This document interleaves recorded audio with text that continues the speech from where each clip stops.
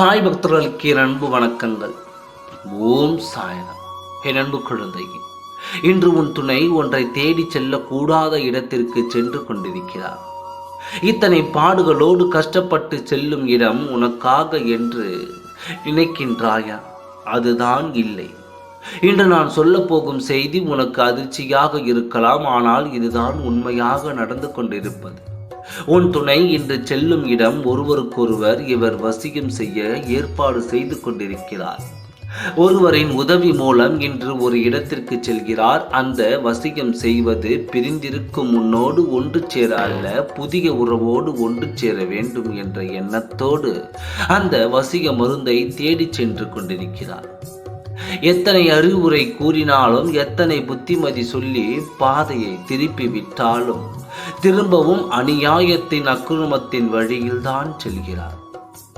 மாற்ற வேண்டும் என்று நினைத்தாலும் அவர்கள் நினைத்தால் மட்டும்தான் மாற்றம் நிகழும். ஆனால் அந்த மனதில் எந்த ஒரு எண்ணமும் மாற்றம் அடைவதற்கான அறிகுறி கூட இல்லை. அவளை இன்று நான் உனக்கு அடையாளம் காட்டப் போகிறேன்.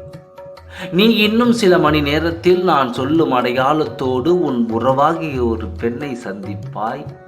அந்த பெண்ணிற்காகத்தான் இன்று உன் துணை வசியம் செய்ய செய்கிறார்.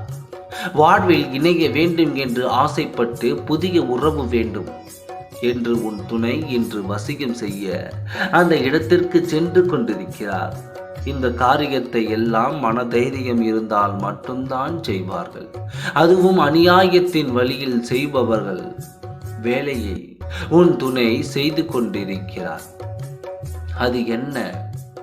அது என்ன நடக்கப் போகிறது என்பதை நடக்கும் பொழுது உன்னிடத்தில் நான் அறிவுரித்து காட்டுகிறேன்.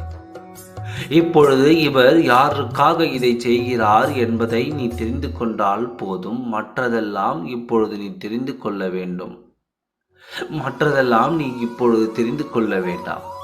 உன் உறவுக்கார பெண் ஒருத்தி எந்த நிறத்தில் ஆடை அணிந்து வருவாள் தெரியுமா?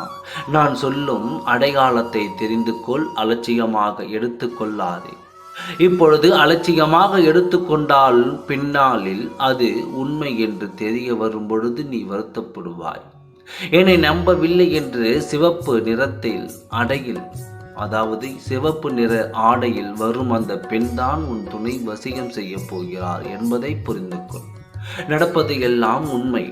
நடப்பதை நீ அறியும் பொழுதுதான் நான் சொன்ன உண்மை உனக்கு புரிய வரும். ஓம் சாய்ராம். நன்றி, வணக்கம்.